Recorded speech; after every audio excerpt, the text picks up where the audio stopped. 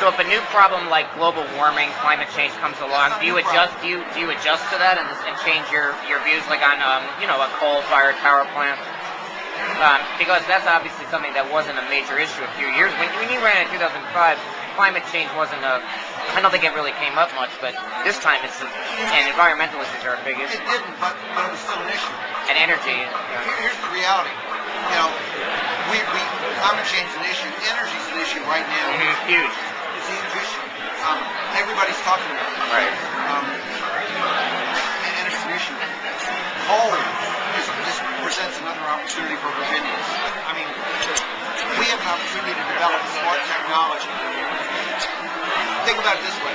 We get about 52% of our electric power from coal today. Every air conditioner in Northern Virginia either shuts down or we found an alternative to coal. Right. Or we found out how to burn it clean.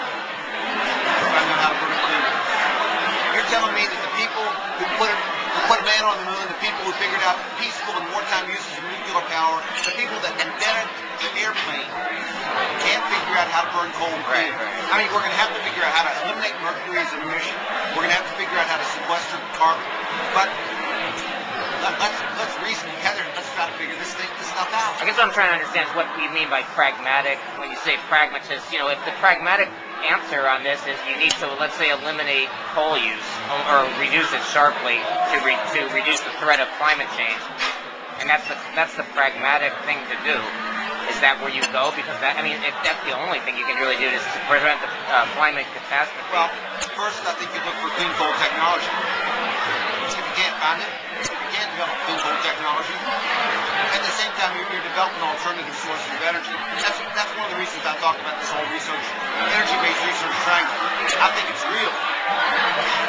The reality is the research is going to take place somewhere, and wherever it takes place, I think it's an enormous opportunity. Why shouldn't it take place here? Why shouldn't it take place here? There's such neat research going on right now. Virginia Tech and UVA, James Madison, Old Dominion. I mean, all of the state, there's potential for projects that I think can grow our economy. So you have to do that. At the same time, you're working on clean coal technology. If the clean coal technology doesn't work out, coal is. Being pragmatic means being able to adjust these circumstances and figure out how to solve the problem. I think we have to solve the problem. If we're going to continue to use coal as a source of power, we've got to reduce the carbon footprint. We've got to eliminate mercury as an emission, for example. That's what the technology is all about. So is it pragmatic to build a new coal-fired power plant? Like with Surrey, there's a proposed new coal-fired power plant at Surrey. Brian Moran, one of your opponents has come out against this. The other one has not sure. And the reality is, we're burning coal cleaner today than we were 30 years ago. But not in carbon dioxide. We still have a lot of work to do. That plant is still several years away. The truth is, the people that have proposed that plant would like to build a nuclear plant. They'd rather build nuclear, but it takes so long to tip. We haven't opened a new nuclear plant in Virginia for 30 years, right? Over 30 years. So the coal plant is on the books right now. Is that what's eventually going to be built? I don't know. And Surrey, you're talking about, not Wise, Surrey, yeah. And Wise. Well, I feel like we need to exhaust all the energy efficiency options first. Do you believe in that? I mean, the first thing is to try to, to me the low-hanging fruit is energy efficiency, but... There's this great verse, and you believe whatever you want to believe nothing at all. That makes you no less than an American, no less than a patriot. There's this great verse in the book of Genesis that's really the foundation of my faith. Verse 15, chapter 2, before the woman comes on the scene, God put man in the garden to work it and to care for it. Three important principles. Work the earth, and stewardship. And that's the basis for just about most of the things I believe. And a lot of my political philosophy. My philosophy about life. Through conservation, there are lots of things we can do. I mean, frankly, through conservation efficiencies we create, we can probably reduce our energy demands by 15 to 25%, and we can do it quickly. If we develop a national grid, we can reduce our need for energy by another 15 to 25 to 35%. I mean, there are tremendous things tremendous differences we can make, but we're not going to be able to conserve our economy the whole way forward. And the national grid piece is going to take national leadership on the could be part of the stimulus. That could be part of the thing. Right. Well, it is. So there are things we can do out there. Are you going to be coming out with an energy plan?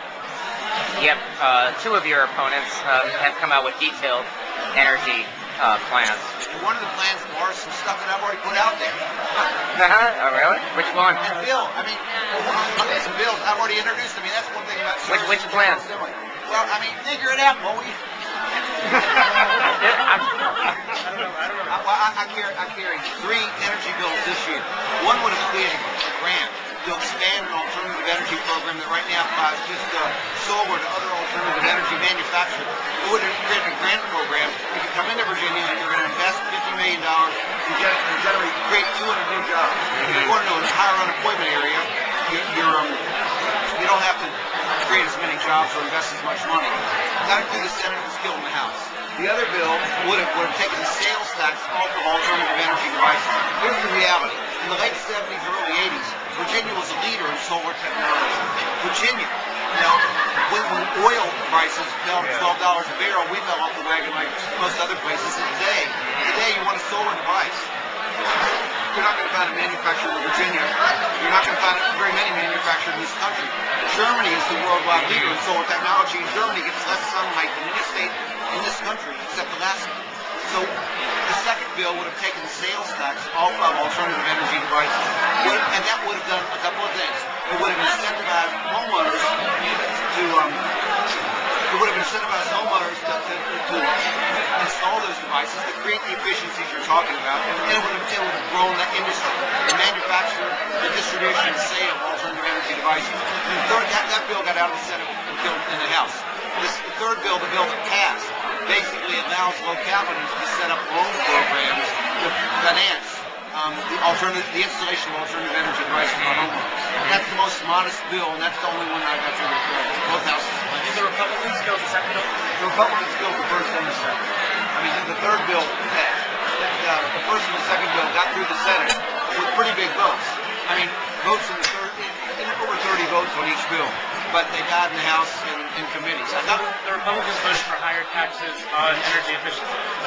That's about what it amounts to. Yeah, that's about what it amounts to. And we will be doing rollout. We will be having policy rollouts. Yeah. So.